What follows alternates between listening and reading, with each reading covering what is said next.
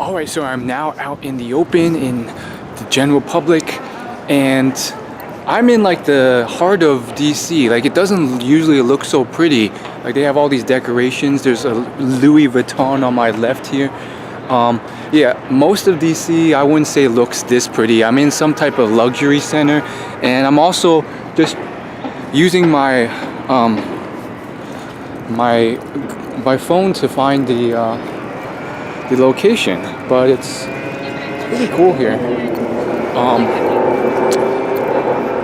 Yeah, there's a Dior here too, so I'm assuming this is oh, look at that. This is pretty much like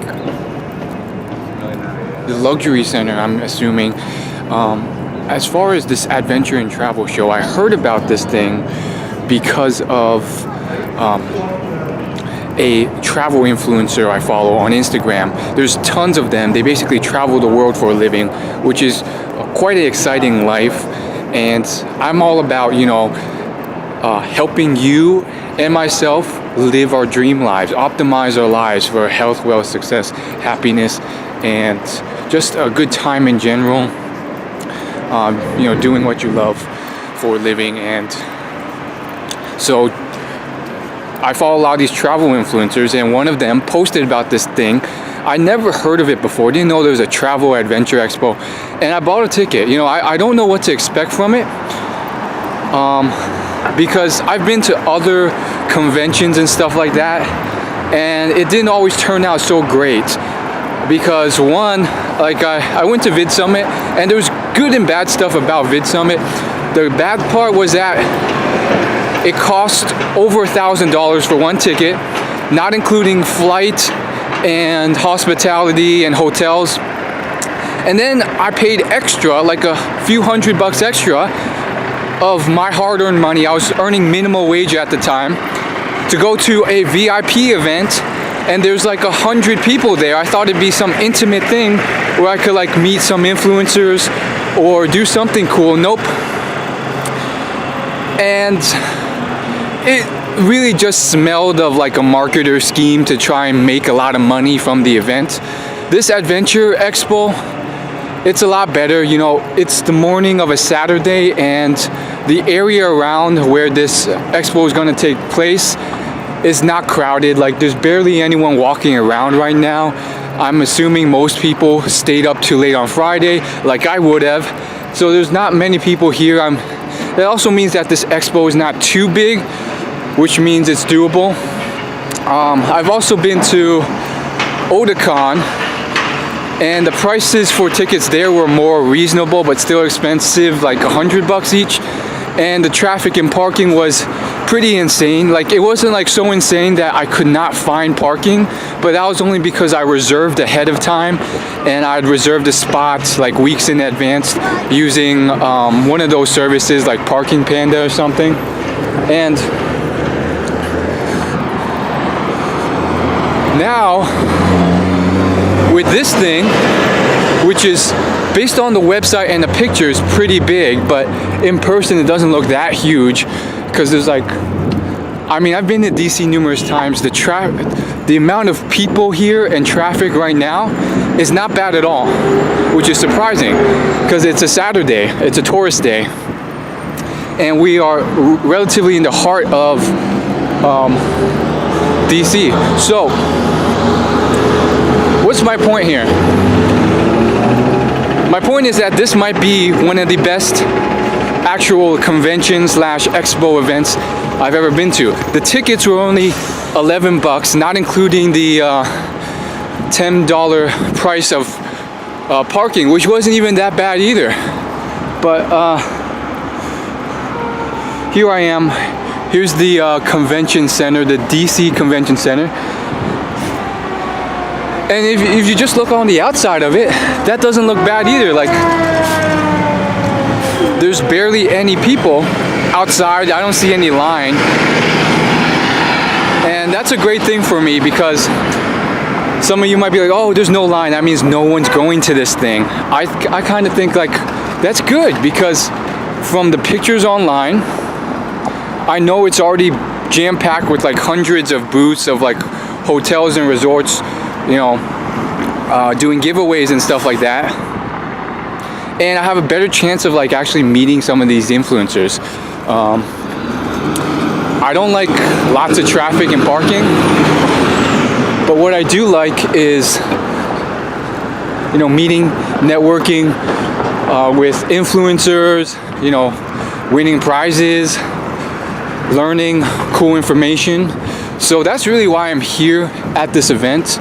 I'm not here to really go to the booths that much. From what it looks like on a website, there's like 200, 300 booths of just like resorts and hotels and airlines trying to get you to buy something and offering like free pens and pencils. I'm not really here for that. I'm more here for the influencers. Now this seems to be an older event dating back decades, and so a lot of the keynote speakers and supposed like people at this event are from the old age of travel. They're basically like traditional like travel editors and journalists and people with like brochures and stuff. There's only a handful of newer people, the people I really care about, like people who are travel bloggers on Instagram or social media that will be here. So that's what's interesting to me. And it's also kind of confusing that I don't see anyone here. Like with Otakon, there's just like a line out the door, but I don't know if I came on the wrong day. We'll figure it out. I was a bit nervous here. The parking and the aggressive driving can always get a little crazy, but we'll see what happens. And I'm also, I'm just really interested to see what will happen today.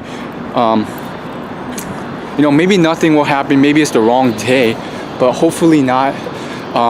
This is more of a older person's event, but at the same time, there's going to be some big names there. There's Hey Nadine.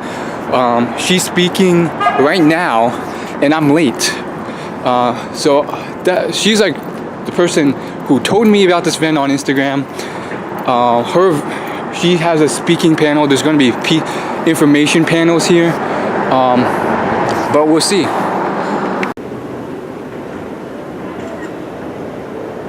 Here we are. This is it. And not as many people as I thought there would be. This is good for the show. We'll see what happens.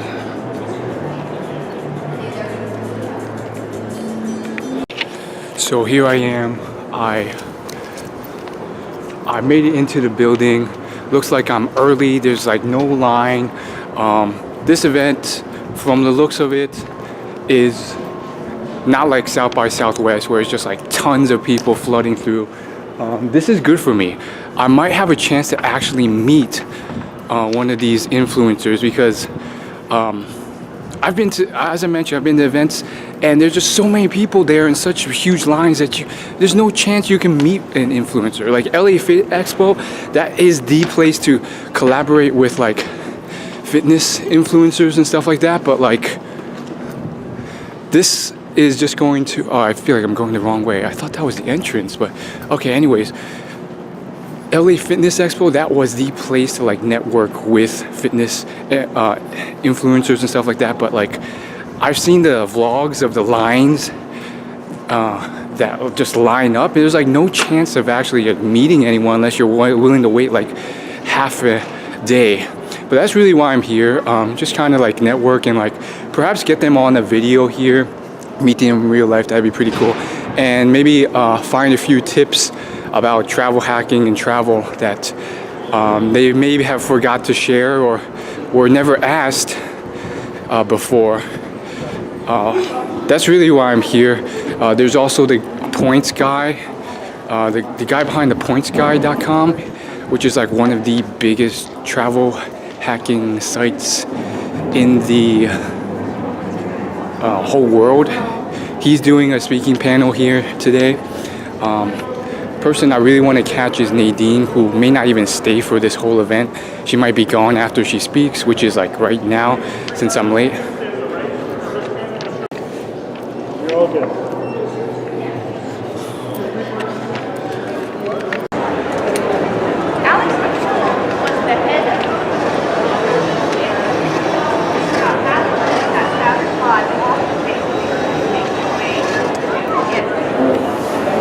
Yeah, so I'm not here to really like sit in on any of the panels. I kind of am, like that's my second best thing, but the thing is with the internet, like 99.999% of what they'll tell you is already available online, and since I'm such a huge like I'm just a huge researcher in general, like I already know all the information there. Like sometimes, like as the case with VidSummit, they'll kind of tease it out and say, oh, this is stuff we've never revealed anywhere before, and it's just like golden info. And that's just not the case. Like they say it, but like you sit there and it's like same stuff.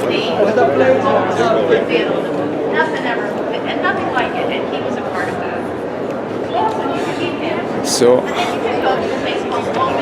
that's actually a lot of people,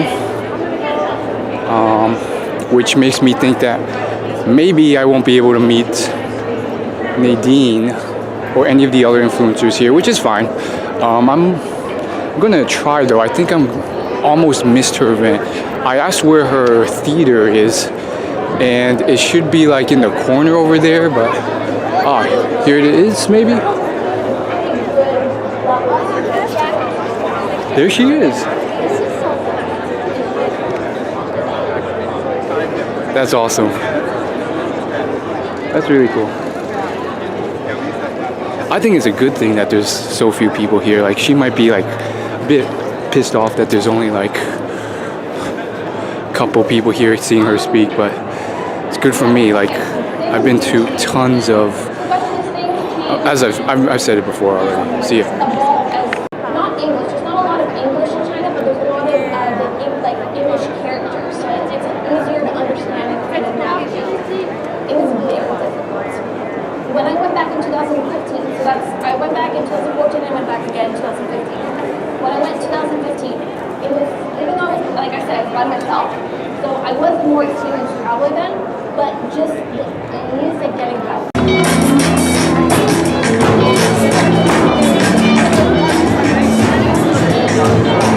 So I got to meet her, and that's cool. That's pretty awesome.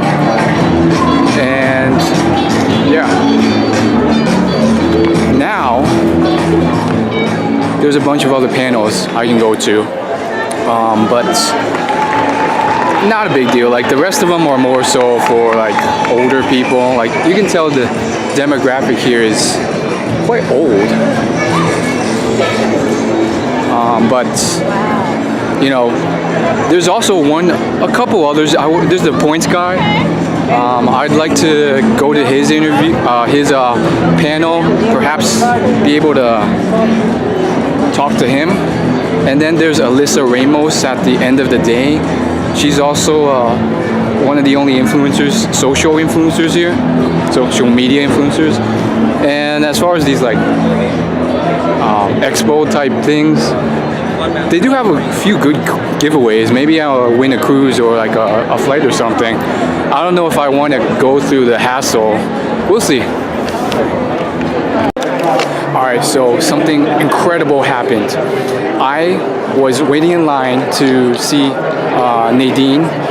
Hey Nadine, and first off, the line wasn't that long at all, which was incredible. You know, some people, as influencers, they'll get bummed out when not that many people get to see them. But you know what? The people there who do get to see you really want to get to see you, and guess what?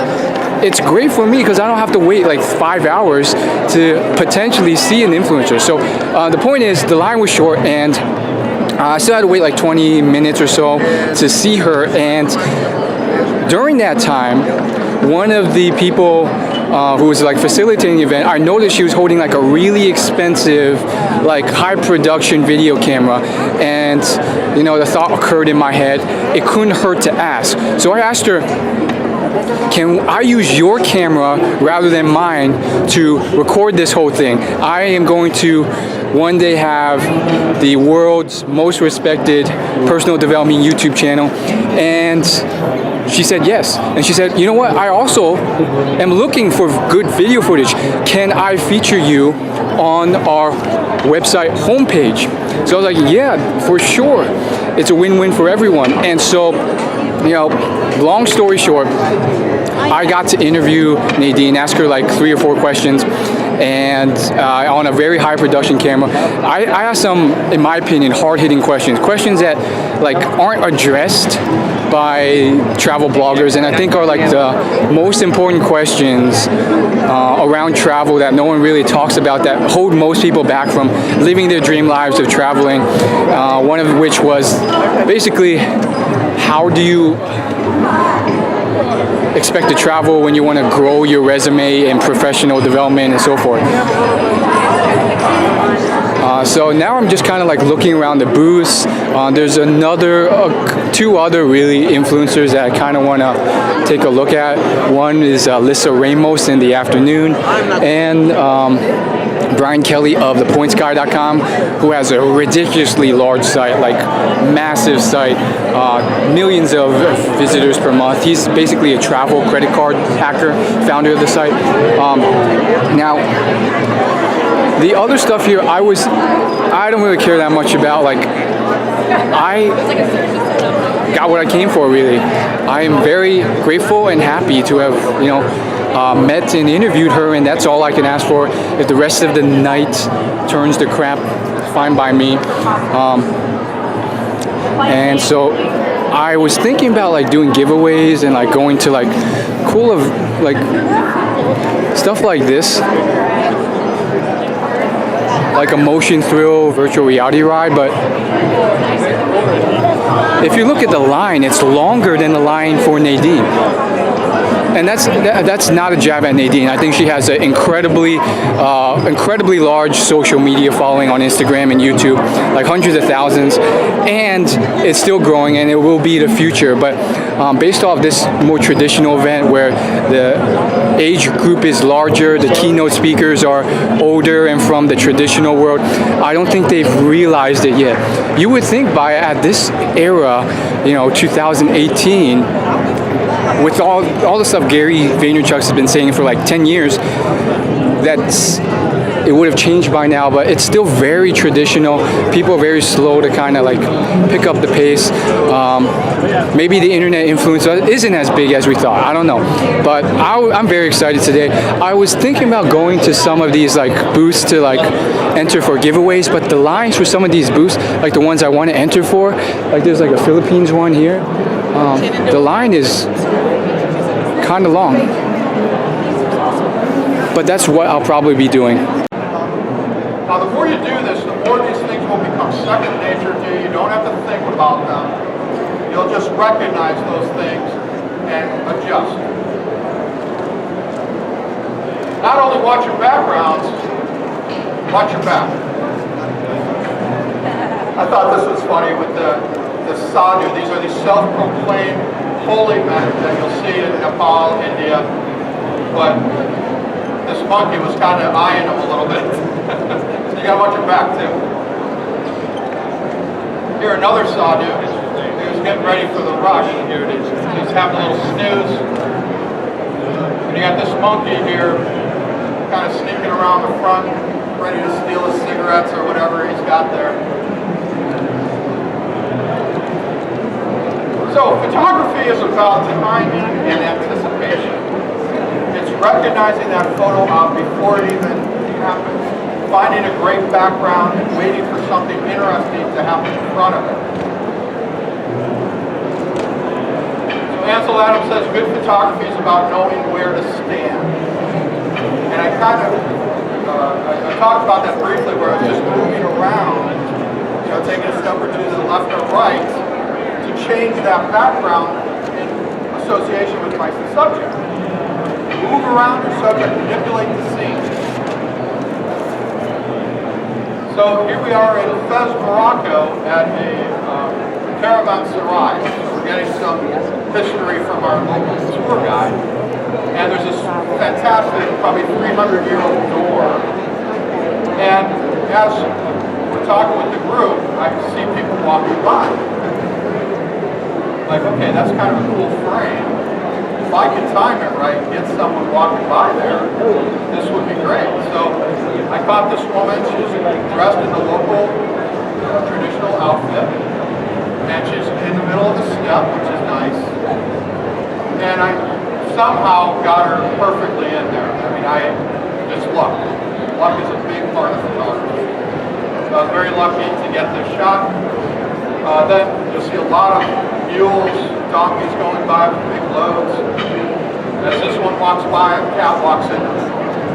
You can't plan those things, but you gotta be ready for them. Here we had a family. This was like 3-4 generations of family come and do a private dance for us in India, push car. And it was fantastic. It was so great. It was so very traditional, very authentic. And the one man, obviously, is a fire breather. The woman was dancing. It was fantastic. But the timing is so low.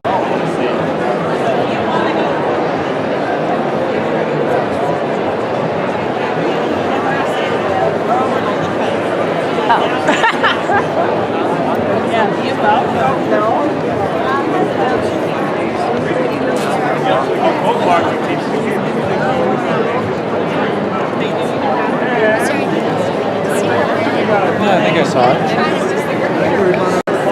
So, it turns out it's much easier than I thought to enter every giveaway. Like, the lines aren't too long. You just have to find the booth.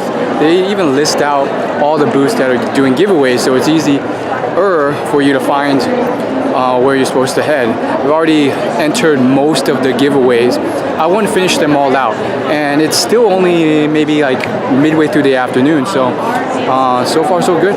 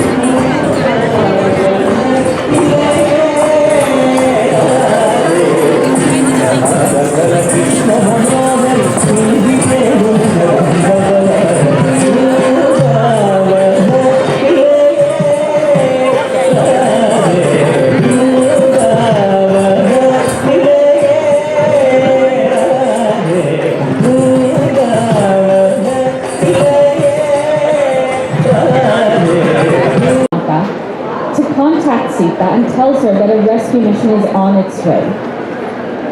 However, on his way back, Hanuman burns down half of Lanka.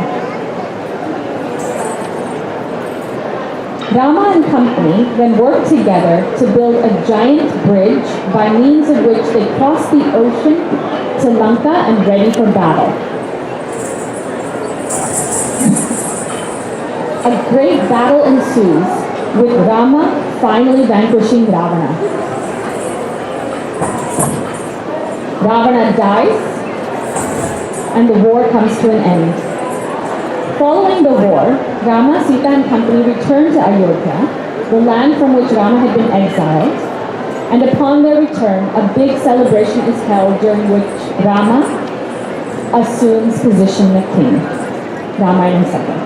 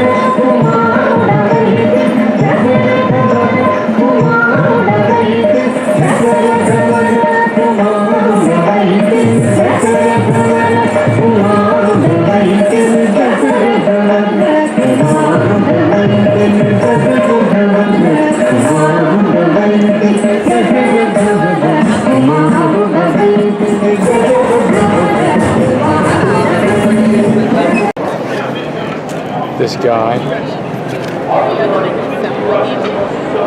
is right there.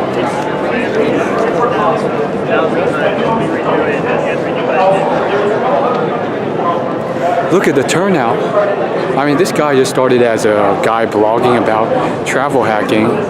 Now he's built a multi-million-dollar business, and look at the turnout. Look at the demographic too.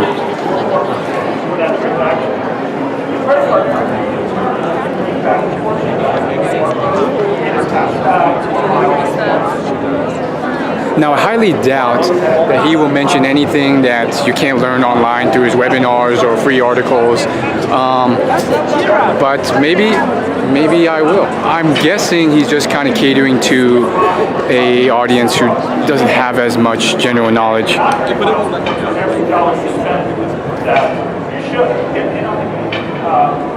So credit card companies are making tons, from people who are paying interest.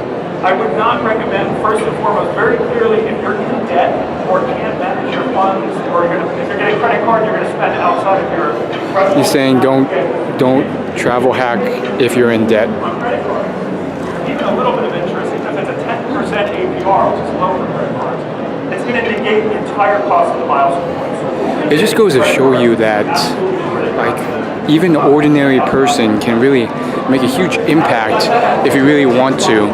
Like this guy, as well as Nadine, as well as many of the other people, they just started out as normal people, and they blogged and they really became experts. I mean, I don't think you even have to become an expert. You just have to know useful stuff that other people don't, and help them live better lives.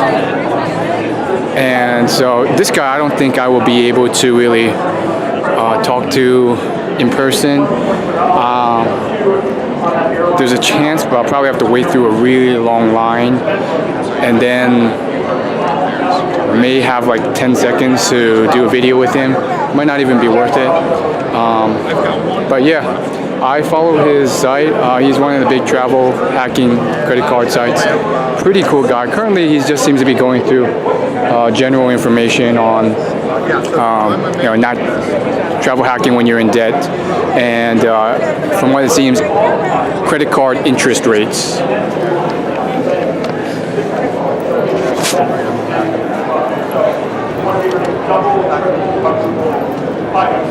It may not even be in his brand or his site that's doing most of the work. It could just be the topic that he chose to cover, which is just naturally a very enticing, interesting topic for most people interested in travel, which would be hacking credit card points.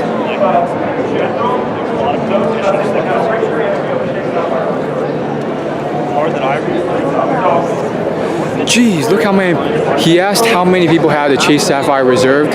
Like a third of the audience rose their hands. So these are pretty experienced credit card people, because that's a pretty well-known card.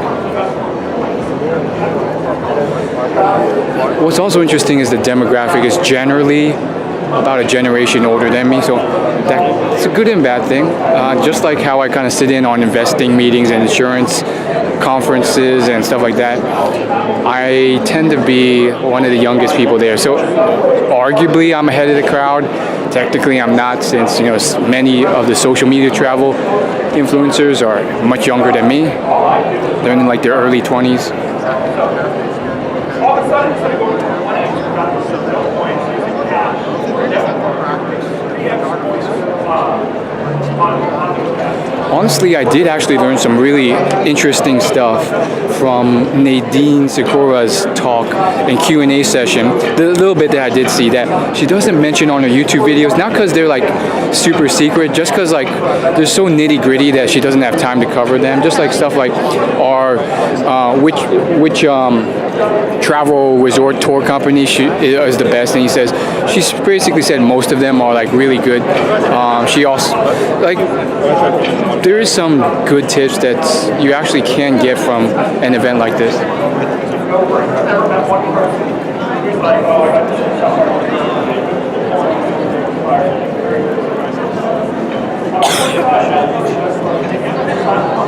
I wonder if they record these talks and then just like release them online for free. That's sometimes what they do afterwards for events, which kind of like defeats the purpose, but they do it for marketing reasons. It defeats the purpose of going, but it's good for people who want to save a dime and don't want to sit for the talk. There's a chance. By the way, social media marketing does kind of work. Like I found out about this because of Nadine's Instagram post.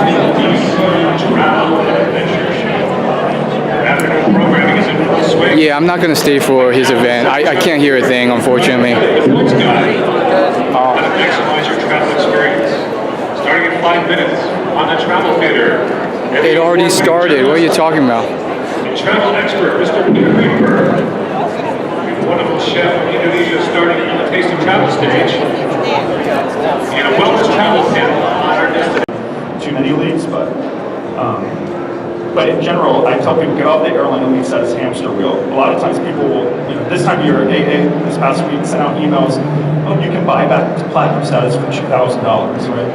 And people always say, well, is it worth it? Well, my first thing is, if you didn't travel enough to get platinum this year, why are you going to, unless you know you're going to travel as much and get value out, I wouldn't do it, save your money. Hi, I'm Brian. I'm a school teacher in Illinois, and I've been able to do so many trips just listening to some of your advice. But question, do you find that particular banks are better at getting bonus offers, waiving annual fees, that sort of thing? Barclay has been awesome. I just had my annual fee waived this week for the 3rd consecutive year, and the lady I spoke with on the phone didn't stop there. She's like, oh, and I see if you put $1,000 spend on your card, I'll give you 5,000 bonus points. I was like, okay, add that on too. So some are better than others. Barclays is really good. Citi's pretty good. Amex is really stingy when it comes to offers, and especially if you don't, and this is another thing, if you've had a certain credit card in the past, every application should tell you you're eligible for this bonus as long as you haven't had this card within 2 years. It's different by issuer.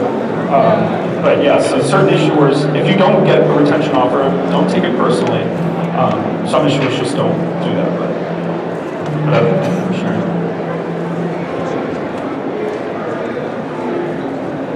What's your thoughts on using miles for upgrades on a paid ticket? So miles for upgrades can be an amazing deal. It used to be that that was the best, hands down. It depends by carrier. So, American Airlines will charge you $500 in co-pays depending on where you're going. British Airways is amazing for upgrades. So British Airways obviously are really annoying currency.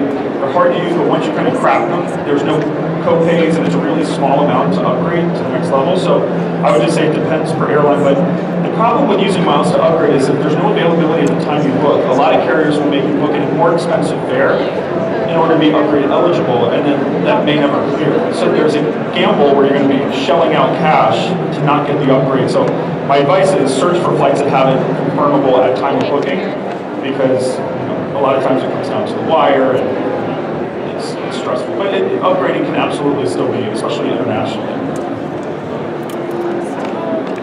What's the chance of getting upgraded to a suite or? Yeah, do you have a lead status with Marriott? Yeah, platinum. So Marriott's stingier with upgrades. So if you're SPG, well, it depends. What I would recommend is Marriott Platinum gets SPG Platinum. So if you book it in SPG as a Platinum, your chances of getting upgraded to your suite are much higher. Marriott doesn't really do suite upgrades.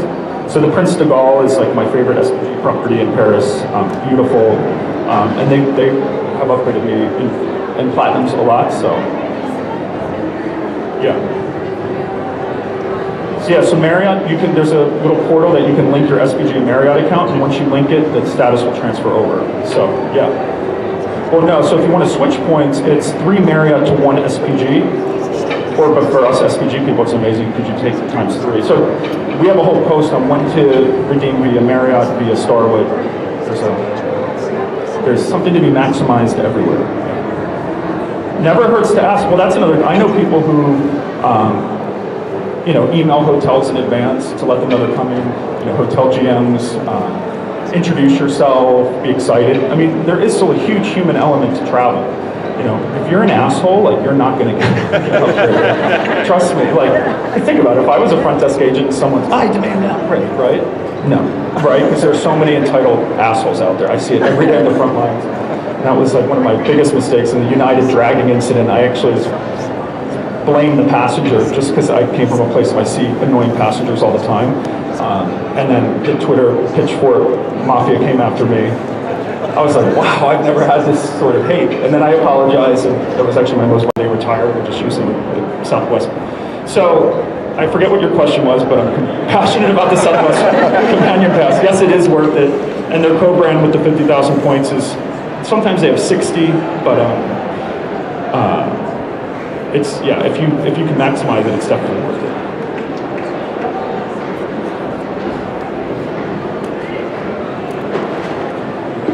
A little more about the shopping portal? Yeah. So there's airline shopping portal websites. AdvantageeShopping.com is AA one. So you go to AdvantageeShopping.com, you register, you put in your Advantage number, it loads a cookie on your computer, and then when you click through their links to Saks, Target, whatever, it'll tell you how many points per dollar extra you're going to get. So 3x. You go to Neiman Marcus and get your beauty products, and it's $500. You're 1,500 AA miles directly deposited into your AA account, plus the 500, whatever you spend at the store on your actual credit card. So it's like double dipping. So you want to double and then triple dip where possible. Brian, talk about your great charities that you do. Another plant. She's in TPG merch. She doesn't work for me, but she should. So I'm very fortunate. Like, the business is extremely successful, and points have changed. We go on amazing vacations, but I believe that points are a currency that a lot of people have. So we started Points for Peace, where we work with an organization called Peace Jam, which is 13 of the world's best Nobel Peace Prize winners, like the Dalai Lama, Desmond Tutu. We take them using points around the world and do youth conferences for kids. So that's one aspect of our giving back. We actually were just in Puerto Rico, my whole company. We volunteered our time to help rebuild.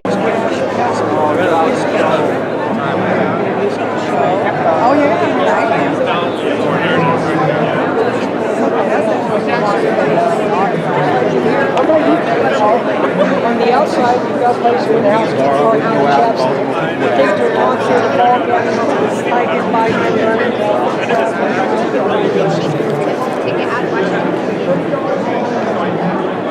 Interesting guy named Paul Kagame, who's the president, now in his 3rd term.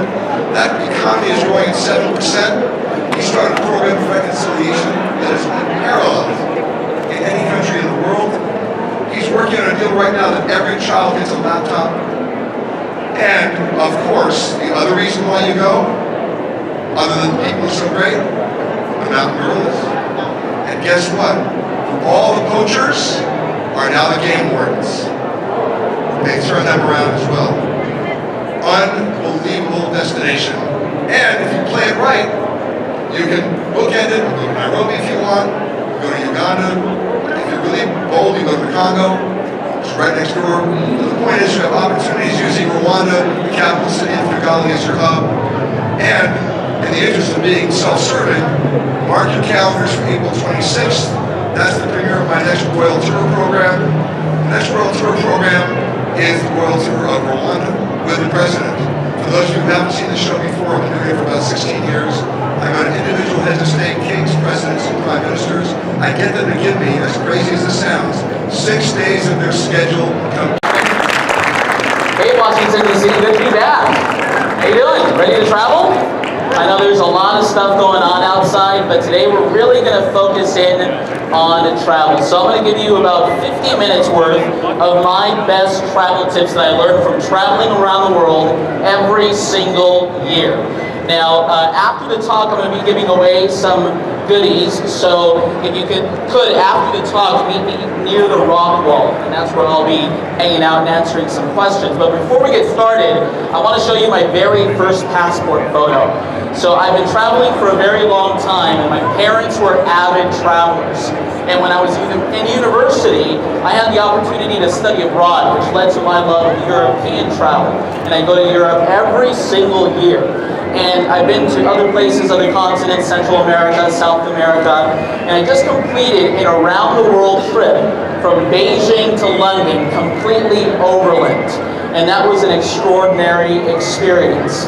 So, I also like to travel, as a family. A couple of years ago, I took my mom to Italy for about 2 weeks. And that was an interesting experience because it really drove home the challenges that experienced travelers are facing these days. And I'll talk a little bit about that today as well.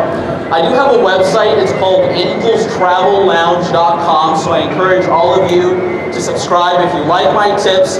This is the best way to get a hold of me on my website. You can find links to all of my social media. If you're on Facebook, this is my Facebook page as well. So when I think about all of the different destinations and all of the different places that I've been to, I'm pretty convinced that smart travel and thoughtful travel is certainly well worth the time and money.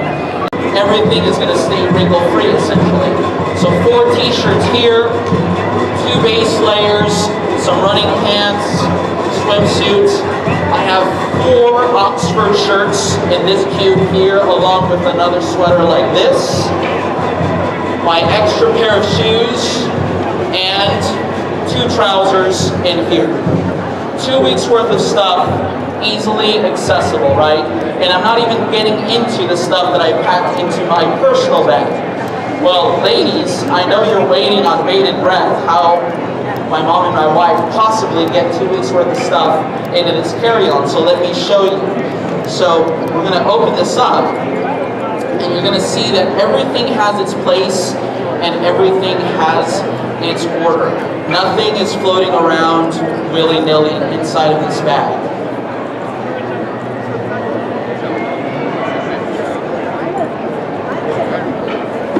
I'm going to talk about this in just a moment. But again, everything has its place, everything has its order. So all of the shoes, there's a couple pairs of flats and a pair of evening shoes in this shoe bag. 2 pairs of flats and a pair of evening shoes. 7 different tops folded and rolled into this regular size cube here. So I'm going to show you kind of what's in this women's carry-on there on the screen. 7 different tops in here. Some extra workout gears and some pajamas. Alright, check it out, guys. I have hit up almost every giveaway at this expo. Now, real talk here. I gotta tell you guys something about this event. I think it's overpriced in terms of what these vacation packages offer for most of these booths here. And let me explain to you why that is. The main reason is simply because they're adding a premium on for the extra services and so forth. And you could get like the same thing oftentimes for half or less than half the price if you do it yourself. And it might seem like, oh, it might be such a hassle to do it myself. It's like, it's not really. Like, you just have to like go there yourself rather than go and have, be part of some company's trip. And this is how I found this out.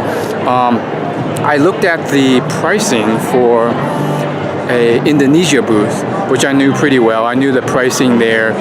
You could do pretty well there for like 20 or 30 bucks a day, because the money goes so far. at that booth, they were charging upwards of $1,100 per week for a Indonesia vacation package. So yes, they will come to you and tell you, okay, now you go to the boat, now you go to this beach, and you kind of get shuttled around like a child. But for that premium, you're paying 2 or 3 times the amount you would pay just doing it yourself. So you have to know the cost of living and standard, price of traveling to these locations. You could live like a king in Indonesia or Thailand for like 30 to 40 bucks a month. So keep that in mind. I think, that's how many of these travel businesses make their money. They charge a huge premium for a few extra services. Sure, maybe they will take care of your hotel, but the hotels aren't even that nice, so you could just order them yourself. And maybe there's a few gems here, so I don't want to stereotype all the booths here, but that's what I'm finding here. Hopefully that makes sense. I wonder if I'll come back next year. If I do, it won't be for any of the booths here. I think the booths in and of itself represent companies that are generally overpriced, as I mentioned. So it will mainly be for the networking or the information that I could potentially get from one of these big travel influencers that do a talk here. And as you could tell from the Brian Kelly one, sometimes you don't get a chance to talk to them because the line's just too long, too many people. And for the truth of the matter is, you can probably get most of those answers on a Facebook Live Q&A he does pretty often, or his website for free, without having to spend the time buying tickets and parking and organizing half the day to drive here. So I think this is still one of the best events I've gone to, simply because I was able to not only meet and interview Nadine, but potentially I'm going to be able to talk to some other influencers here. There's a few others here that I am trying to meet. Angel from Angel's Travel Lounge just did a talk. Maybe I'll catch him potentially if he's not too populated for a photo after, or maybe a few questions. Then there's also Alyssa Ramos. She's also here. I bumped into her very briefly, and she said she was willing to potentially be in my YouTube video after her talk. So that's awesome as well. Oh, there's an Angel. As you can tell, the line is fairly long. And then there's Pete Seeger, who was such a national treasure for us. This is the author of the book, 1,000 Places to See Before You Die. So really cool stuff here. Yeah, if I were to return, it would not be for the booths. Many of the booths are not manned by people who have visited these countries. Some of them are manned by locals of those respective countries. So you could get valuable information there, but just goes to show you that times are changing thanks to the internet. You can find a lot of information online, so don't beat yourself up coming to these. But overall, I think it was worth it in general, especially because you might not. Okay, you'll see this once I release the exclusive interview with Nadine, but I was also able to leverage a really high production camera to do that interview for free, and they were willing to post that onto the homepage of their website. So that's what at least the coordinator told me she was going to do. That's going to be incredibly awesome. We'll see what happens from there.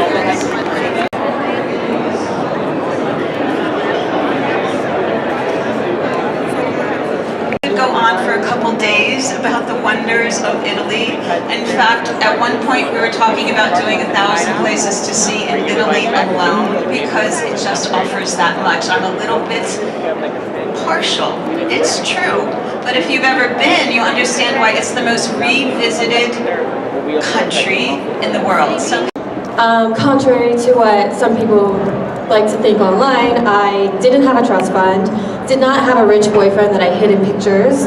I had to make all the money myself, which I figured out how to do thanks to the power of the internet. But really quick shout out to the Women's March.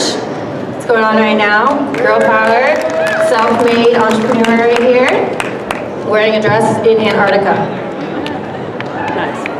So my life mantra is this quote, it's dreams don't work unless you do.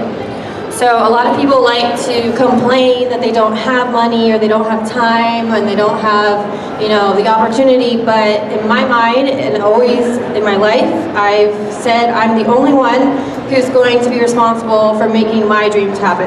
So I go out of my way, I went above and beyond, I work 12-hour days every single day. I have since I had the dream to travel, and I'm doing it. So I'm living proof that as long as you're willing to work hard, you can make your dreams come true. So I have developed this little plan. I've actually run a course online twice, 4-week course that I call the Wanderlust Workers. And I know it's successful because I had about 70 testimonials of people who saved enough money to go travel and they took their first trip because of it. So I'm going to try to give that to you in a nutshell in 45 minutes. Fair warning, I'm a very visual person and I have a lot of things in here that make sense to me that will hopefully also make sense to you. And it will be fun to learn at the same time. But if you need to see this in long format, it's all on my blog, which is mylifesamovie.com. Alright, so to begin, we're going to start with the super fun part, which is saving money, which is actually not fun at all. So, this is another good quote, work, save, travel, repeat. Okay, so, here is where you're gonna start with the savings. I call it a travel egg. Some people have a nest egg, but for all of you and for me, you might wanna travel instead of have a nest. Again, at least for me. So I'm calling it a travel egg, but what the travel egg is actually a savings account that you need to designate just for travel. Don't have a savings account that's going to be for saving money to travel and to have a new car. Designate one account. Anyway, take all of your necessary expenses, include food, like you have to eat obviously, gas, things like this. Everything that you absolutely need. Take that amount and subtract it from how much you make weekly. The amount you get, oh I forgot I have a laser pointer. The amount you have here, you're then going to divide. Half of it is going to be the baby formula. If you can set up weekly payments or transfers to your travel egg savings account, do that. It'll make your life a lot easier and it'll make your egg grow like it should be growing. So the baby formula is half of this amount going directly to your egg every week. The other half of it is going to be your spending food. Ooh, there's the egg. Okay, so now you're gonna go on a diet. I call this the spending diet because just like a regular diet, you have to be in control of yourself if you want to get your goal. So on week 1, I've broken this down. This is, like I said, this is like a 4-week process. You don't do this all in 1 week or you'll go crazy. So in week 1, you're going to take your spending food, so that half of the amount that you calculated in the first step. And now I'm a full-time travel blogger and social media influencer.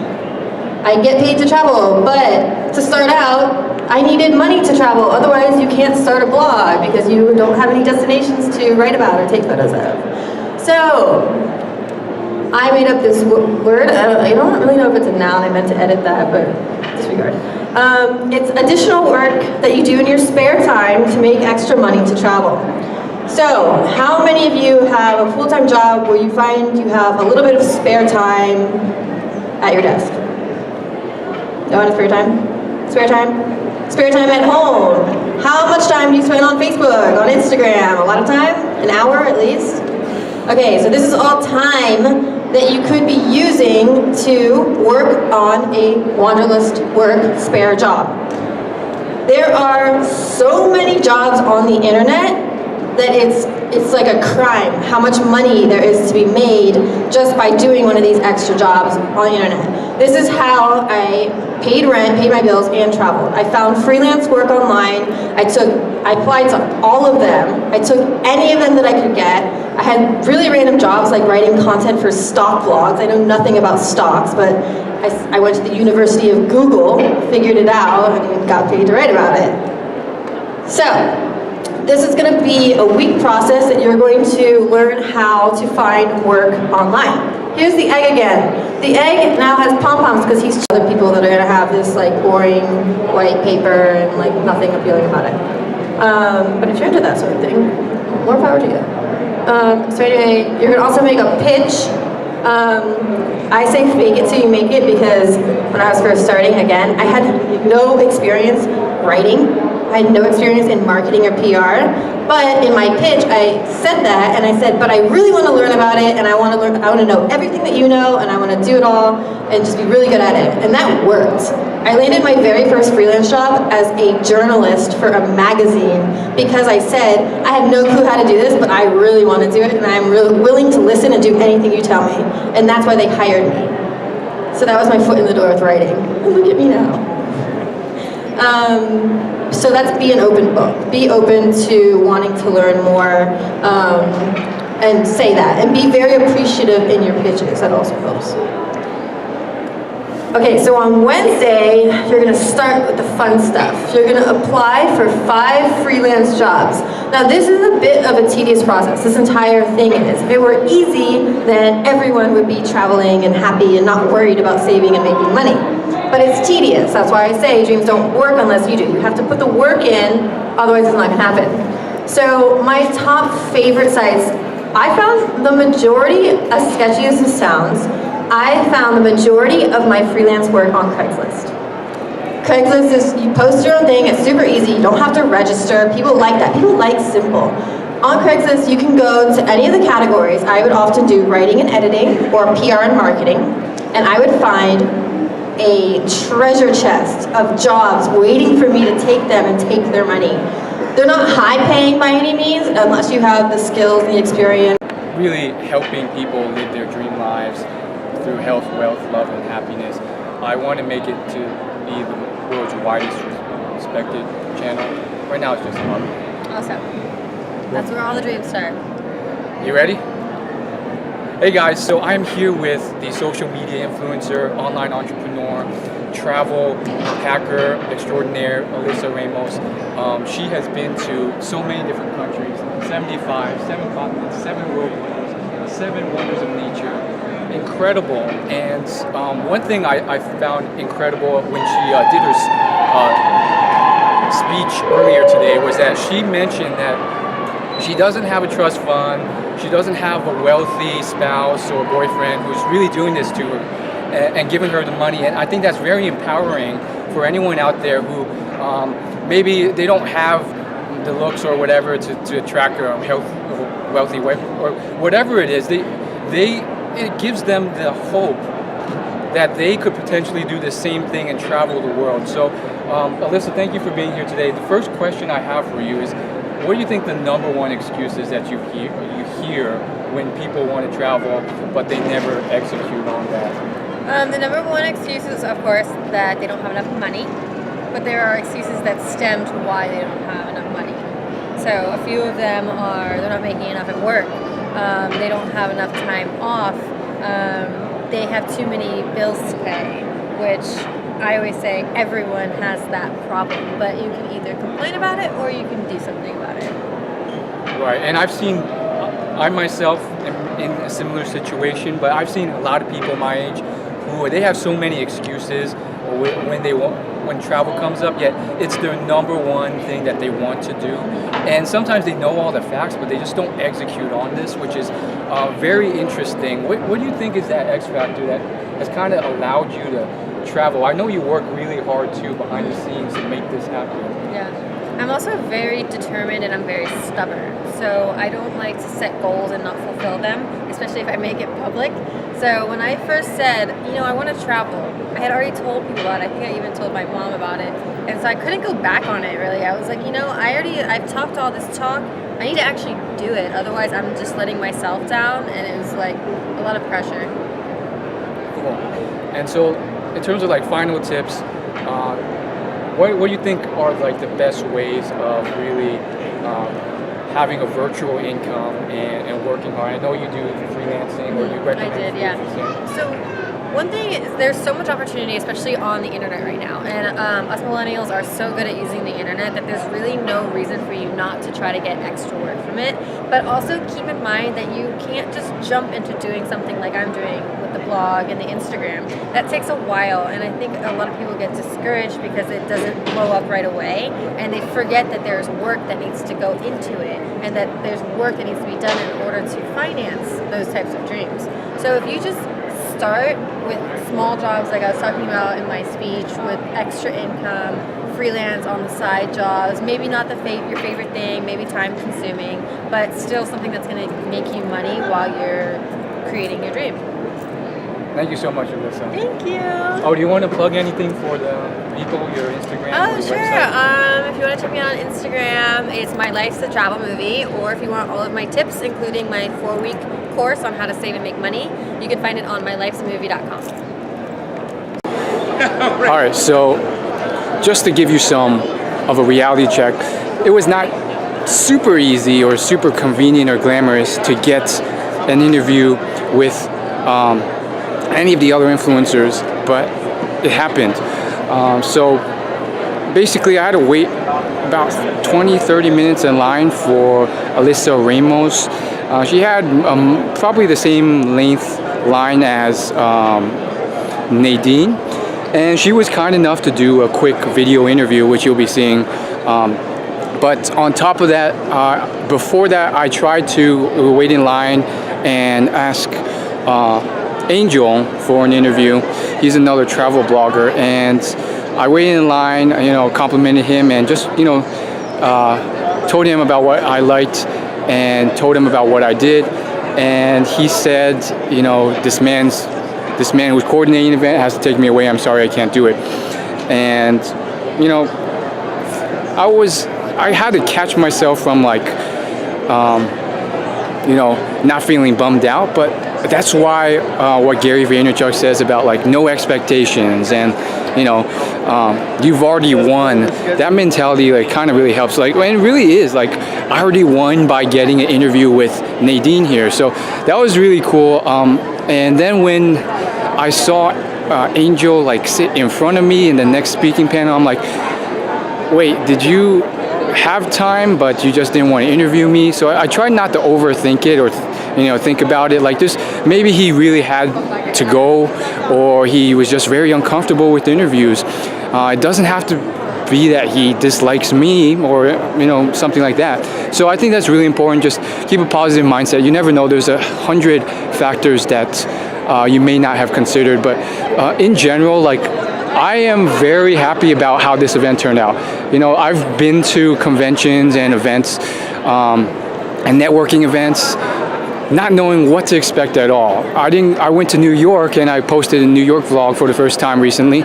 Had no idea what to expect, and sometimes it turns out horribly. Nothing really goes to plan, and it's a fraction of as exciting and as cool as you think it is, no matter how you try and spin the attitude or perspective. But this time, I think I really got some, not just some good content and footage, but meeting some inspiring people, and more so than that, some of their speeches, they actually really took the lid off what it's really like to be a travel blogger or influencer who travels the world, and you actually see what they have to do, what they have to work towards hustling to do for a living, and it really exposes the truth about here's what you have to do and here's how to make it in detail. And Alyssa's talk was very short, but she really showed that she made, for the beginning of her travel career, she made a good portion of her money from just freelancing and doing low-level virtual work, just writing blog posts and freelance editing and stuff like that. That's but she was willing to do it. She hustled, and she worked. Apparently, she says she worked 12-hour days sometimes to make the money, and then she would be very she would cut back and save extensively to be able to afford that, and that was the sacrifice she was willing to make. So it's very interesting to see the actual truth behind it, and also it also gives you hope and destroys the excuses and limiting beliefs you have, because like you assume that some of these people are like super rich or famous, and they addressed it straight on. They're like, no, I'm not. And that's what she did in the speech I saw. She was like, I'm not famous, I'm not super rich, I don't have any money that I inherited, I just made it happen based off, you know, cutting back, saving, and, you know, doing side hustles. So I found that incredibly interesting, and, you know, valuable information, very inspiring. Again, I was definitely here mainly for the talks, the people here, more so than the events, but I have entered every giveaway here, which is pretty cool. And yeah, the points guy, I mean, the line was out the door for him, and by the time I checked back, he was gone. So unfortunate, but it is what it is. So this Thailand booth here, I've been waiting for like 20, maybe 30 minutes, and they're still talking to people.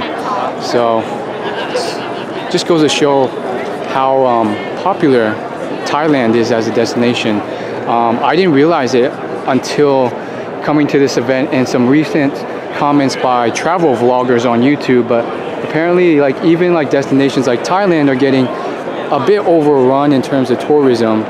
And basically what that means is that like it's still like you can still live like a king there, but it's just going to be a lot more crowded. Like when I was interviewing Nadine, that's what she said too. It's like certain destinations are just getting run over by tourists. Like people understand that it's there. I was also watching Lost the Blanc, and he was talking about that too in the Philippines, especially around Bali. That's it, folks. I am done. Headed home.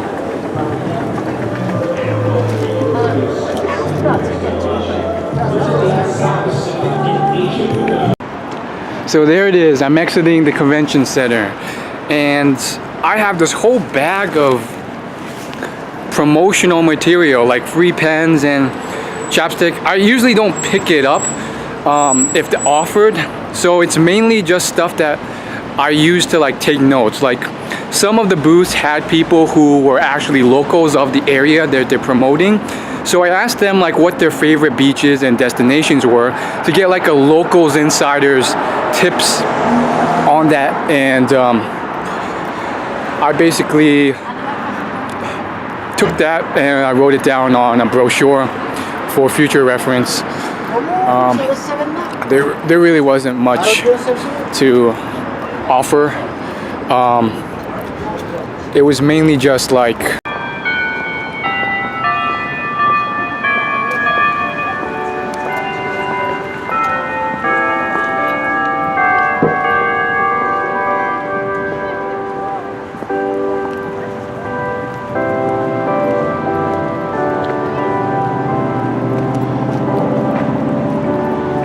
yeah, so as I was saying, in terms of the stuff there, wasn't much to offer other than free pens and pencils, except for this one booth that were giving away free bracelets from, I believe it was Guatemala, and a free like charm for every person that visited their booth. So that was pretty cool. It was basically like a colorful stitched bracelet. Let me see if I can show you. There it is. I got this for free from the Guatemala booth. Probably one of the best things that a booth had to offer by far. I also got something else from them.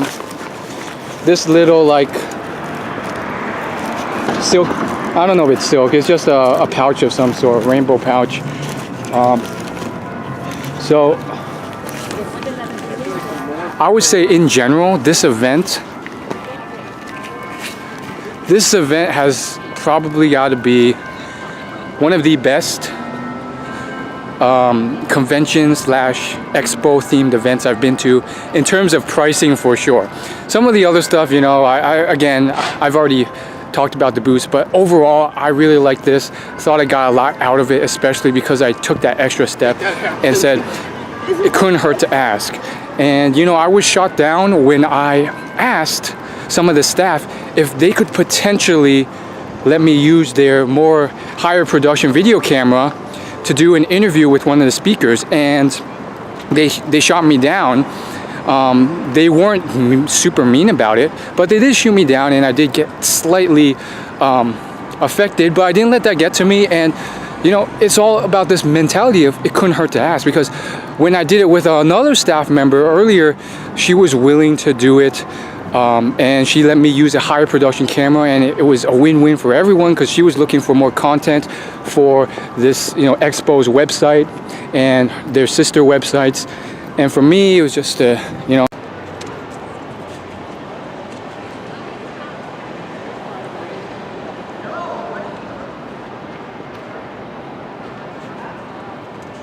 No video.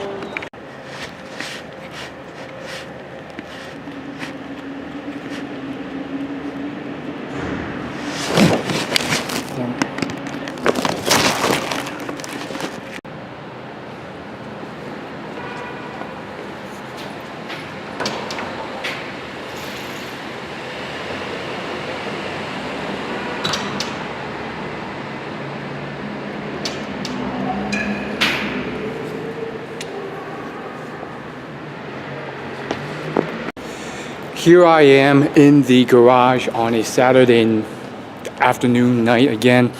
Again, still surprised that there's empty parking spaces, that the traffic and crossing the roads was not too bad.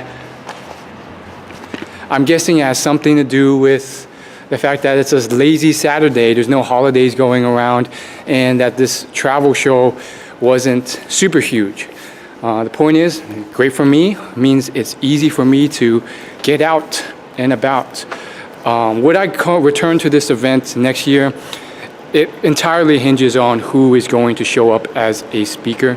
I think this event in general is underrated.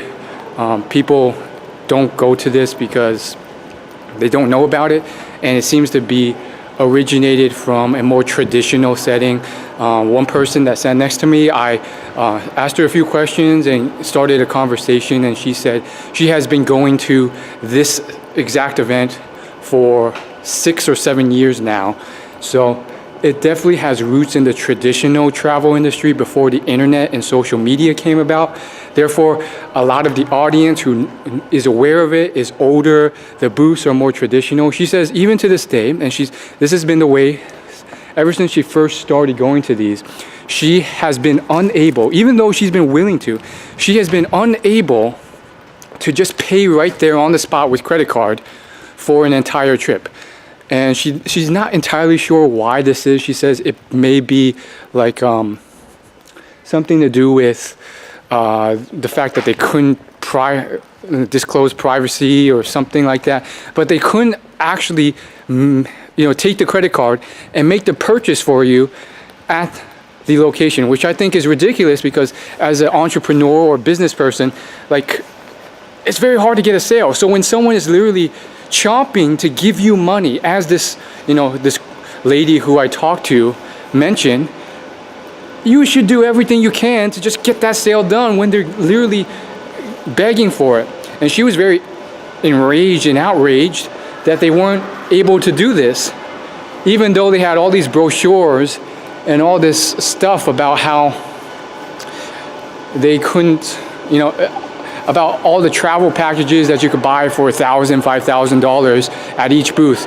Apparently you can't pay on the spot there, even in this digital age, even in the 2018 show. So it just goes to show you that there's a lot of traditional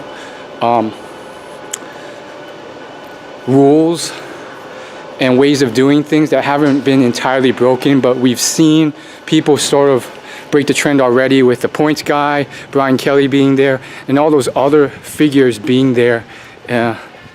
In general, I'm walking around because I forgot where I parked my car, and there's like 3. So thanks again for watching. I also filled out a lot of these giveaway things where I had to fill out my email and address and all that stuff. So I actually put my primary email in, which I never do, but I did this because I wanted to see if I actually won the giveaway. If I put it in the spam email, which I usually do, I'll get spammed, of course, which doesn't matter. But what's more important is the fact that I'll probably miss the giveaway because I don't check my spam inbox often, and that's where they'll send it to if I give them the spam email. So I actually put in my primary email. My idea is that I'm going to actually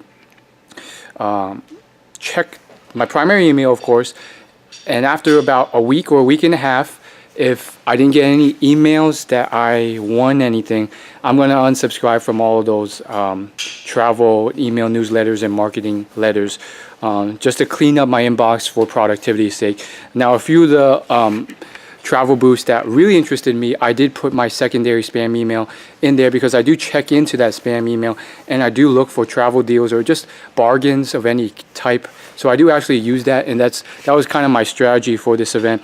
Overall, I hope you liked my whole journey here.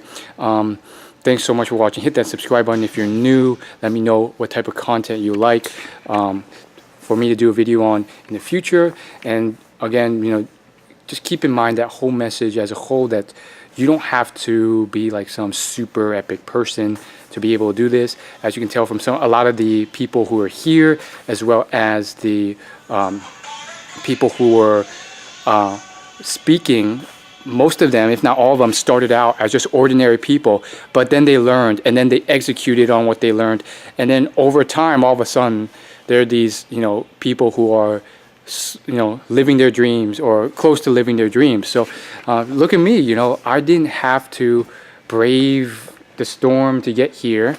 And luckily I found like this great parking lot, which has so much empty space, all these like empty bike racks, and like there's barely anyone here, which is great because it's not typical of DC. Usually it's packed, it's hard to find parking, everyone's hustling and bustling, there's cars and noise.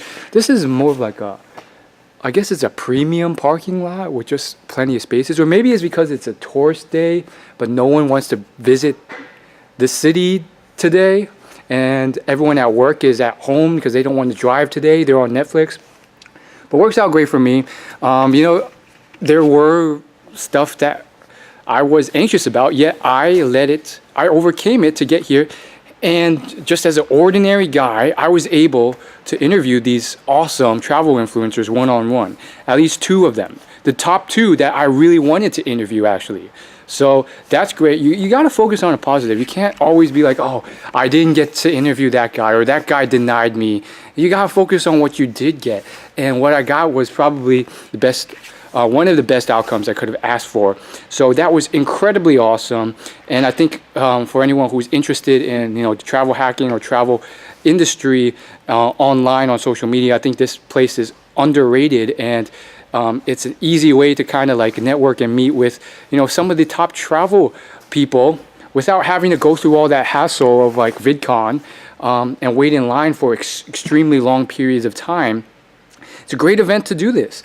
Because it's not as well known. It's only well known by the old, parents' generation of people who want to travel, and yet they're starting to invite new people to this. So that's how I was able to get in here and, wait. I still had to wait in line, and of course there's still anxiety and stuff that came up. I remember waiting in line and I started getting nervous. I was like, I'm waiting in line. She knows I'm waiting for her because I talked to her earlier. I'm going to look weird or creepy, and you just got to let the negative thoughts go. And sometimes when it comes to, being self-conscious or having low self-esteem, you just have to be okay with being yourself. Your sometimes weird, creepy self. Just try your best not to be creepy, and the rest is out of your control. As long as you have good, warm intentions in your heart, that's all that really matters in the long run. If someone doesn't like you for that, as long as you have good intentions and you're trying your best, nothing else can be done. So that's how I went about it, just this ordinary guy. A lot of nerves and stuff, but I made it here. And similar to the theme of some of these tips that these travel hackers gave in their speeches today, I didn't eat anything here. I saved my money. The only thing I purchased was parking tickets and the ticket for the event, which was only $11 via eventbrite.com. So in terms of affordability, once again, best one ever. It's much better than the ridiculous $1,500 tickets to Vid Summit where I got, I mean, I don't want to bash it, but I wasn't able to really meet any real influencers. There's a few there, but I couldn't even get close to them. There's lines there, and they left immediately after they talked, and that just kind of sucked. But it is what it is. I think this was, you know, it goes to show you that not all events are up to snuff, but some can be. Some, if you know, persist, could potentially be up to snuff. So that's it. Thanks for watching. Hopefully you not only found this entertaining, but you got some value out of it. Oh, quick travel tip in DC, exclusive insider secrets. Here's the tip. Use Parking Panda or some similar free website / parking app service if you are going to travel into DC via car and park, because the prices for a parking garage or parking on the side of the street can vary quite dramatically from $5 for an hour or a whole day to $30, $40, $50. Now, the variance won't be as great when it's just an ordinary day. When it's a holiday or a big event, it's different. So if you use Parking Panda, it'll give you a GPS sky view of the area, and it'll give you all these spots and tell you the price to park there for an hour. So you have to keep in mind that the number that it shows in the location is usually by the hour. So what you'll see, and this was the case with my event, there'll be all these dots that say like $20 or $25, and then like a few that are in the same area just as close to the convention or slightly farther that are like $10 or $9 or $7. So of course you want to get the closest one that's reasonable in your price range.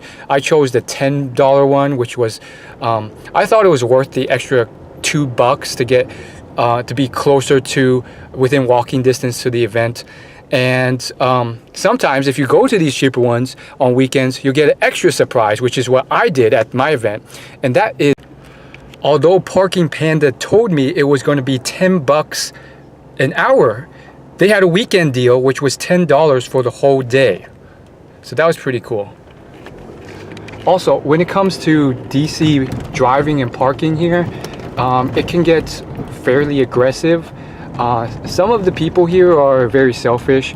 What just happened was that all these people, they're so eager to run their green light that they formed a blockade here when the red light turned on, which prevented cars going this way and that way. So that sucks, but it happens. That's it.